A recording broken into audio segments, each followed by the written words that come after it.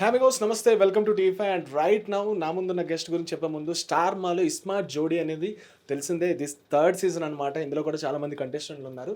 అయితే మన big boss నుంచి అని చెప్పొచ్చు అండ్ రివ్యూస్ నుంచి అని చెప్పొచ్చు చాలా ఫేమస్ అయిన ఆదిరెడ్డి గారు ఉన్నారు అండ్ సతీమణి కవిత గారు ఉన్నారు. మాట్లాడదాం. హాయ్ బోత్ ఆఫ్ యూ, ఎలా ఉన్నారు? మీరు సూపర్. సో సీజన్ 3 లోపలికి వెళ్ళారు కదా, ఆల్మోస్ట్ 3 ఎపిసోడ్స్ షూట్ అయ్యాను విన్నాను నేను. ఎలా అనిపిస్తుంది ఏంటి? బాగుంది బ్రో, కొత్తగా ఉంది. వైఫ్ తో పోవడం కదా, అంటే నేను చాలా షోలకి వెళ్ళాను కానీ ఒంటరిగా కవితతో వెళ్ళడం చాలా కొత్తగా ఉంది. బాగుంది. కవిత కోసం వచ్చింది యాక్చువల్ గా. కవిత బాగా ఇష్టం ఈ షో. అవునా, ముందు చూసేవాళ్ళ? చూసేది. ఫస్ట్ 2 సీజన్స్ ఫాలో అయ్యారా? 2 సీజన్స్ ఫాలో అయ్యాను, కానీ తర్వాత గ్యాప్ వచ్చింది కదా. అవును అవును, గ్యాప్ వచ్చిన తర్వాత మళ్ళీ మేము ఎంటర్ అయ్యాం. ఏంటి రియాక్షన్ ఏంటి ఫస్ట్ ఈ సీజన్ 3లో అడిగినప్పుడు? ఫస్ట్ మేము యాక్చువల్ గా ఫస్ట్ ఆయనకి అసలు ఇష్టం లేదు, నాకు ఇష్టం ఆ షో. సో దానికి ఖచ్చితంగా వెళ్ళాలి అని చెప్పా. సో మీ రిక్వెస్ట్ నా కోసం ఒప్పుకున్నారు ఆయన. సూపర్. అయితే ఇంకా తర్వాత ఏమైందంటే మాకు ఛాన్స్ వచ్చిన తర్వాత అమ్మాయి ప్రెగ్నెంట్. Okay okay. ఇంటర్వ్యూ జరిగేటప్పుడు ప్రెగ్నెంట్ కాదు, ఛాన్స్ వచ్చే టైంకి 3rd month లో ఉంది. వద్దులేండి అన్నాం. Okay okay. ఇంట్రెస్ట్ లేదు మాకు, ఎందుకంటే ప్రెగ్నెంట్ కదా బాగోదు. కానీ డాక్టర్ని అడిగితే ఓకే ఏం కాదు, మరి పరిగెత్తకుండా జాగ్రత్తగా చూసుకుంటే వెళ్ళొచ్చు కూడా అన్నారు. ఎందుకంటే అప్పటికి హెల్త్ బాగాలేదు అమ్మాయికి. అప్పటికి చాలా బెడ్ మీద ఉంటుండింది నీరసంగా. కాబట్టి ఎక్కడికైనా ఎంటర్టైనింగ్ గా వెళ్ళండి అన్నారు డాక్టర్. వెళ్ళండి, ఏదైనా షూట్లు చేసుకోండి అని ఆవిడే చెప్పారు ముందే. షో ఆఫర్ ఈ షో ఓకే మీరు కన్ఫర్మ్ అయ్యారని చెప్పక ముందే ఆవిడ ఆల్రెడీ మాకు చెప్పున్నారు డాక్టర్, ఎంజాయ్ చేయండి ఎక్కడికైనా వెళ్ళి, అప్పుడు నీరసం తగ్గిపోద్దని. కరెక్ట్ టైంకి వచ్చేసరికి డాక్టర్ దగ్గరికి వెళ్ళాం. ఇంకొక షో అడుగుతున్నారు, నేను చెప్పింది అదే కదా, ఎక్కడికైనా వెళ్ళండి అని. సో ఇదే అదే అనుకుని ట్రిప్ లాగా వెళ్ళండి, మీకు నీరసం తగ్గిపోతున్నాం. అమ్మాయి ఇక్కడికి వచ్చినప్పుడు చాలా యాక్టివ్గా ఉంటుంది. ఎందుకంటే చాలా మంది జనాలు ఉన్నారు కదా, ఎంటర్టైనింగ్ ఉంటుంది. ఇంట్లో అయితే ఇంట్లోనే పడుకుని ఉంటుంది కదా. సో హెల్త్ సపోర్ట్ చేసినంత వరకు ఆడతాం, తర్వాత హ్యాపీగా ఉంటుంది అంతే. సూపర్. మరి ఇక్కడ చాలా మంది కంటెస్టెంట్లు ఉన్నారు కదా, మీతో పాటు ఏ టీం బి టీం ఉన్నారు. ఎవరు మీకు తెలిసిన వాళ్ళు ఎవరు ఉన్నారు ఏ టీంలోని? తెలిసిన వాళ్ళు పర్సనల్గా ఎవరు లేరు, ఎప్పుడు కలవలేదు కూడా. అందరిని ఇప్పుడు కలవడం నేను ఒక్కసారి కూడా కలవాల. 2 వాళ్ళలో ఎవరిని నేను పర్సనల్ గా ఫేస్ టు ఫేస్ కలిసింది లేదు ఒక్కసారి కూడా. ఓకే. కవిత అయితే అసలు లేదు, ఫ్రెష్ మొక్కలు అందరూ. కానీ నిజమే కదా, అంటే ఇప్పుడు దాకా మీరు అన్నట్టు సింగిల్గా మీరు పార్టిసిపేట్ చేయడం వేరు, కపుల్తో పార్టిసిపేట్ చేయడం వేరు. House your feeling and me family feeling ఏంటి? ఫ్యామిలీ చాలా హ్యాపీ. ఎందుకంటే మనం టీవీలో కనపడుతుంటే ఆటోమేటిక్గా చాలా, మా నాన్న రెగ్యులర్గా ఆడుతున్నారు వస్తారు, కానీ టీవీలో కనరా వాళ్ళు కనపడుతుంది వీళ్ళు కనపడుతున్నారు అన్నట్టు అంటూ ఉంటారు. ఓకే. వాళ్ళు వీళ్ళు కనపడుతున్నారు అన్నట్టు అంటూ ఉంటాడు మా నాన్న, ఇంకోటి కనపడని. సో చాలా సీజన్ 6 తర్వాత మళ్ళీ గ్యాప్ వచ్చింది కదా, మళ్ళీ టీవీలో మీకు గ్యాప్ రాలేదు అసలు.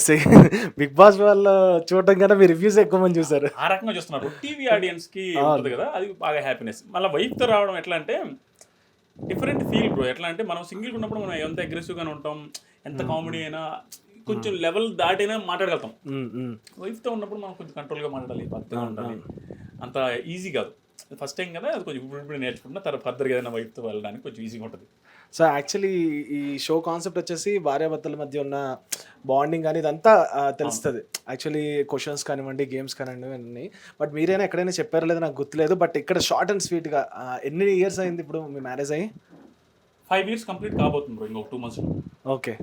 సో ఏంటి 27కి 5 years కంప్లీట్ అవుతుంది. అరేంజ్డా లవ్వా ఏంటిది? అరేంజ్డ్. బావమ్మ. అచ్చా. ఓకే. మా అమ్మ వాళ్ళ అన్న కూతురు. ఓకే. సో బావ మనం. సో బిగ్ బాస్కి మీరు చాలా సపోర్ట్ చేశారని అనిపించింది, ఎందుకంటే ఆయన రివ్యూస్ చేయడం కానీ ఇవన్నీ. ఏంటి ఆ జర్నీ గురించి ఏం చెప్తారు? ఆయన బిగ్ బాస్ చేస్తున్నప్పుడు ఆ రివ్యూస్ ఎప్పటి నుంచో స్టార్ట్ చేశారు ఆయన. సో ఆ సపోర్ట్ ఎలా అనిపించింది మీకు? ఎందుకు చేయాలనిపించింది అసలు ఫస్ట్? ఈ చెడ లాగుతుంది, అందువల్ల మాటలు రావట్లా. బిగ్ బాస్ రివ్యూస్ ఇవ్వడం అంత ఈజీ కాదు, చాలా కష్టము. దాని వెనక ఎంత హార్డ్ వర్క్ ఉంటుంది అనేది మా ఫ్యామిలీకి తప్పించి బయట ఎవ్వరికి తెలీదు. నిద్ర లేకుండా అన్నీ చూడాలి, అన్నీ కవర్ చేయాలి, అన్నీ మాట్లాడాలి. ఒక్క పాయింట్ మాట్లాడకపోయినా ఒకవేళ మిస్ చేసినా అందరు తగులుకుంటారు, అరే ఇది మాట్లాడలేదు నువ్వు అని అనేసి. సో అలాంటి అంత ఫాస్ట్గా ఇచ్చారా? అసలు లైవ్ అప్డేట్లు కూడా ఎట్లా బ్రో, నాకు అర్థం కాలేదు. నేను చూస్తాను లైవ్ అక్కడ అవుతుంది, అప్పటికప్పుడు లైవ్ అప్డేట్లు కూడా ఇచ్చారు మీరు అసలు. అయితే నేను 24/7 చూస్తాను ఉంటాను, కంటిన్యూగా ఫాలో అవుతానే ఉంటాను 24/7. యాక్చువల్గా ఏంటంటే కొంచెం మనల్ని ఆ స్థాయికి తీసుకొని వచ్చిన బిగ్ బాస్ రివ్యూస్. సో నేను కొంచెం కేర్లెస్ లేకుండా ఫాలో అవుతూనే ఉంటాను, ఎప్పటికప్పుడు అప్డేట్ చేస్తూ ఉంటాను. తప్పదు రివ్యూస్ చాలా టఫ్. ఎందుకంటే మనం జెన్యున్గా అంటే రివ్యూస్ అంటే ఏంటి ఒపీనియన్ కదా, అవును అవును మనం జస్ట్ మన ఒపీనియన్ చెప్తాం. మన ఒపీనియన్ ఎక్కువ మంది చూస్తున్నారు కాబట్టి దాన్ని క్రిటిసైజ్ చేస్తూ ఉంటారు ఆటోమేటిక్గా. మనం ఎంతమంది క్రిటిసైజ్ చేయట్లేదు చెప్పండి. వచ్చిన మంది కంటెస్టెంట్స్ 100 మంది కంటెస్టెంట్స్ 120 మంది కంటెస్టెంట్స్ సీజన్ 1, 2 నుంచి వాళ్ళందరినీ క్రిటిసైజ్ చేస్తానే ఉన్నా. అవును జనాలు కూడా నన్ను క్రిటిసైజ్ చేస్తారు. నాకు ఈ మధ్య అలవాటైంది. అంతకుముందు క్రిటిసైజ్ చేసినప్పుడు నేను తీసుకునేవాడు కాదు. నేను బిగ్ బాస్కి వెళ్ళి వచ్చిన తర్వాత నేను ఇన్ని 100 మందిని క్రిటిసైజ్ చేస్తున్నాను, నాకు నచ్చలేదు, వరస్ట్ అని, బాగుంది బాగలేదని. నన్ను వచ్చిన మంది బూతులు కూడా చెప్తారు, నేను తీసుకుంటున్నా. ఎందుకంటే వాళ్ళలాగే కంటెస్టెంట్స్ కొంతమంది నాకు నా రివ్యూస్ నచ్చక బయటకు వచ్చి బూతులు మాట్లాడే వాళ్ళు ఉన్నారు. ఓకే అప్పుడు నేనేమనిపిస్తుంది, నేనేం ఫీల్ అవ్వట్లా, నేను అన్నా కదా వాళ్ళు అంటారు, అర్థం చేసుకోవాలని ఆ మెచ్యూరిటీ వచ్చింది కాబట్టి నేనేం ఫీల్ అవ్వట్లా. ఓకే సో ఈ సీజన్ విన్నింగ్ చూసారా? బిగ్ బాస్ ఏమనిపించింది? నిఖిల్ గెలిచాడుగా, బాగానే ఫస్ట్ నుంచి ఆడాడు కదా బ్రో.